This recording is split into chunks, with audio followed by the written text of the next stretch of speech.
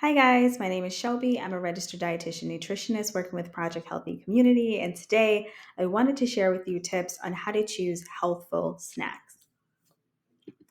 So for most people, when we think about healthful snacks, we think about how are we supposed to fuel our bodies and what is the best thing to look for.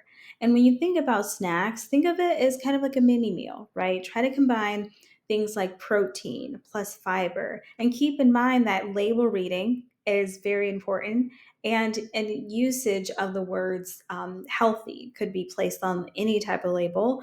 And it doesn't necessarily mean that it's that, right? So you want to make sure that if it's higher in like added sugar or sodium, you want to kind of avoid things like that, even if it is a snack. So understanding what you want out of your snack is going to be really important, and understanding if you want a long-term strategy of maintaining your health and a healthful way of eating, then that is what you want to focus on when it comes to snack choosing and choosing snacks. So first thing is energy. If the snack can provide a source of whole grain, that would be a good choice. So consider whole grain tortilla chips or pretzels without salt, even whole grain cereals without added sugar. So just taking a look at the nutrition fact label is going to be helpful for you to look at that. So, next is looking at a combination of different food groups, or some dietitians would say high versus low, right? So, looking at consuming almonds, cashews, pistachios, peanuts with a piece of whole fruit or berries. And this is going to be helpful for combining food groups. So, you're combining protein with a complex carb that's also got some fiber in there. If you like a salty option, maybe choosing whole grain tortilla chips and combining that with some low sodium salsa or hummus or bean dip.